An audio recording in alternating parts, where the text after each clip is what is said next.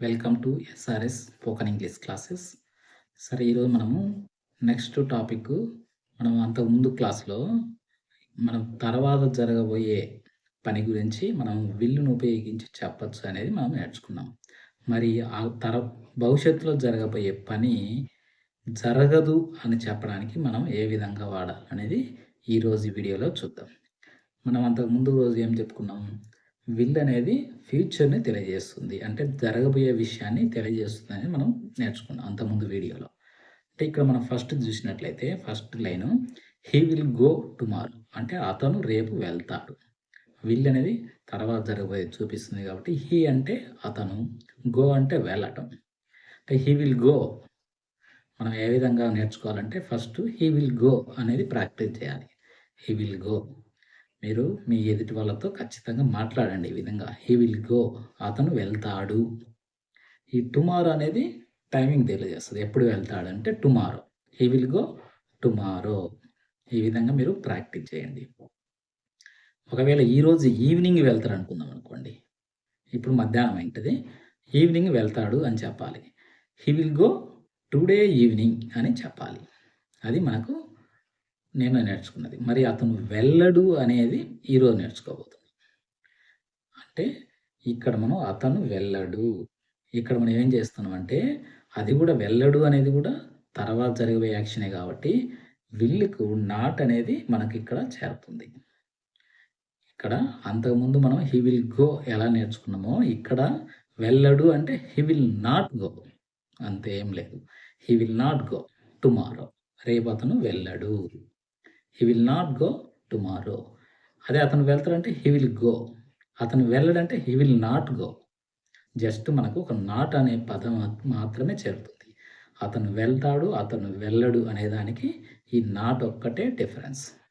ఇట్లా మిగతాయన్నీ కూడా అదే విధంగా ఉంటాయి. నెక్స్ట్ మనం చూద్దాం ఇంకొకటి ఏ విధంగా ఉంటుందో.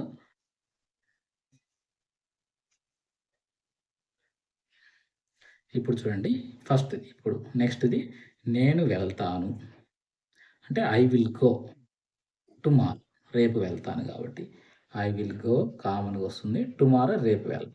ఐ విల్ గో టుమారో అని చెప్పాలి. ఒకవేళ నేను రేపు వెళ్ళను అనుకోండి. ఇప్పుడు విల్ దగ్గర ఏమొస్తుంది? విల్ నాట్ వస్తుంది అంతే. I will not go tomorrow. రేపు నేను వెళ్ళను అని చెప్పాలి.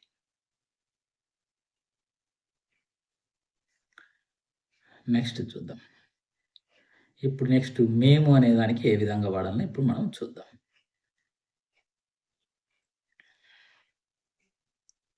మేము అంటే వి.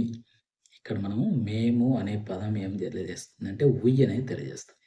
అంటే మనతో పాటు ఇప్పుడు నేనున్నాను అనుకోండి. నాతో పాటు ఇంకా నాకు సంబంధించిన వాళ్ళు, నా చుట్టుపక్కల ఉన్న వాళ్ళు.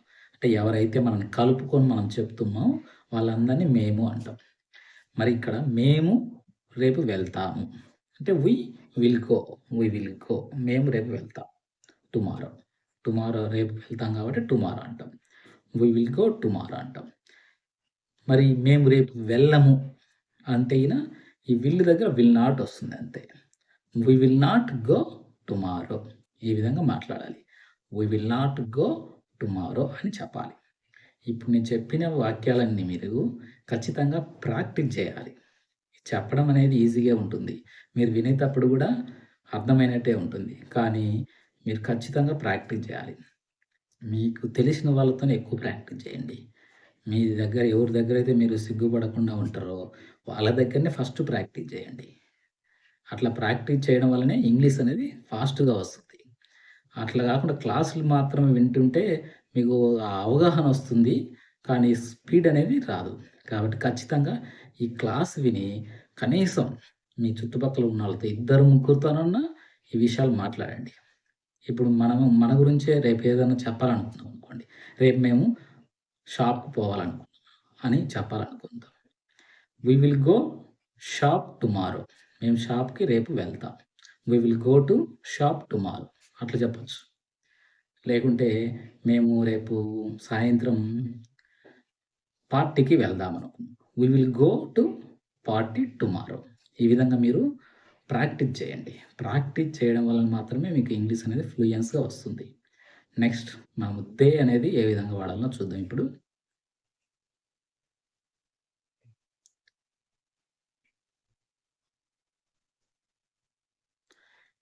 వాళ్ళు రేపు వెళ్తారు. వాళ్ళు అంటే దే. ఇక్కడ వాళ్ళు అంటే మనం వాడాల్సింది దే. దే అంటే వాళ్ళు. దే విల్ గో అంటే వాళ్ళు వెళ్తారు. టుమారో వాళ్ళు రేపు వెళ్తారు. They will go tomorrow. పై లైన్ లాగానే ఇది కూడా. అంటే ఇక్కడ వి బదులు దే వచ్చింది. వి అంటే మేము. దే అంటే వాళ్ళు. అందుకని దే విల్ గో అంటే వాళ్ళు వెళ్తారు టుమారో. ఒకవేళ రేపు వాళ్ళు వెళ్ళరనుకోండి. వాళ్ళు రేపు వెళ్ళరు. వాళ్ళు రేపు వెళ్ళరంటే విల్ నాట్ రావాలి కదా! వెళ్ళరు కాబట్టి. They will not go. They will go అంటే వాళ్ళు రేపు వెళ్తారు. దే విల్ నాట్ గో అంటే వాళ్ళు రేపు వెళ్ళరు. టుమారో రేపు అనేది టుమారో తెలియజేస్తుంది. అంటే they will not go tomorrow వాళ్ళు రేపు వెళ్ళరు. ఇది దే అంటే వాళ్ళకు సంబంధించింది. నెక్స్ట్ మనం సి ఏ విధంగా వాడాలో చూద్దాం. ఆమె రేపు వెళుతుంది. అంటే ఇప్పుడు షీ వాడతాం. ఇక్కడ ఆమె అంటే she. She will go tomorrow. ఆమె రేపు వెళ్తుంది. ఆమె రేపు వెళ్ళదనుకుందాం అనుకోండి. She will not go tomorrow. రేపు ఆమె వెళ్ళదు. విల్‌కి బదులు విల్ నాట్ వచ్చింది అంతే. She will not go tomorrow. రేపు ఆమె వెళ్ళదు. ఈ విధంగా మనము ఈ వాక్యాలనేటివి ఖచ్చితంగా మన నిత్య జీవితంలో మనం వాడాలి. ఖచ్చితంగా వాడినప్పుడు మాత్రమే మనకు దాని యొక్క రిజల్ట్ అనేది చాలా అద్భుతంగా ఉంటుంది. మీకు తెలిసిన వాళ్ళతో ఖచ్చితంగా మాట్లాడండి. మాట్లాడడం ద్వారానే భాష అనేది ఫాస్ట్‌గా వస్తుంది. వినడం ద్వారా కొంత వస్తే, మీరు మాట్లాడడం ద్వారా మీరు 100% అనేది రీచ్ అవుతారు. మీరు రెఫరెన్స్ కోసం ఈ వీడియో మళ్ళీ మళ్ళీ అయినా చూడండి. కాకపోతే మాట్లాడడం అనేది ఖచ్చితంగా చేయండి. ఈ విధంగా చిన్న చిన్న వాక్యాలు మాట్లాడండి ఫస్ట్. మీ పిల్లలతోనే మాట్లాడండి. మీ పిల్లలు కనుక ఒక్కోసారి వాళ్ళకి రాకపోవచ్చు. ఇప్పుడు మీరు భయపడాల్సిన అవసరం లేదు.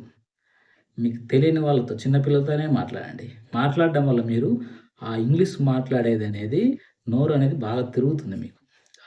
ఫ్లూయెన్స్ వస్తుంది. మీరు స్పీడ్‌గా మాట్లాడడం అనేది అలవాటయితుంది. తప్పైన పిల్లలతో మాట్లాడండి. మీరు ఎందుకంటే వాళ్ళు కనుక్కోలేరనుకున్న ఆనందంలో మీరు తప్పైనా మాట్లాడతారు వాళ్ళ దగ్గరైతే. అప్పుడు మీకు భయం అనేది పోతుంది. తర్వాత తర్వాత మీకు ఆటోమేటిక్‌గా మీకు తెలియకుండానే అందరి దగ్గర మీరు ఇంగ్లీష్ మాట్లాడతారు. ఫస్ట్ మీకు తెలిసిన వాళ్ళ దగ్గరే తప్పు ఎవరి దగ్గర మాట్లాడుతున్నా మీకు కొంత ఫ్రీగా ఉంటుందో వాళ్ళ దగ్గర మాట్లాడండి. తప్పే మాట్లాడండి ఫస్టు. ఖచ్చితంగా తప్పులు పోతాయి. ఆ తప్పులు పోయినా ఎవరో ఏమో అనుకుంటారు అనుకోకుండా ఖచ్చితంగా ఫస్ట్ మాట్లాడండి. తర్వాత మళ్ళీ వీడియో చూడండి. మీరు మాట్లాడిన వాటిలో ఏమైనా తప్పులుంటే రెక్టిఫై చేసుకోండి. మళ్ళీ మాట్లాడండి ఈసారి. అట్లా మాట్లాడుతూ ఉండడం వల్ల ఖచ్చితంగా మీరనేది ఇంగ్లీష్ అనేది నేర్చుకొని తీరుతారు. ఇది 100% ష్యూర్. ఓకే. వీడియో నచ్చినట్లయితే లైక్ చేయండి, షేర్ చేయండి, తప్పకుండా సబ్స్క్రైబ్ చేయండి.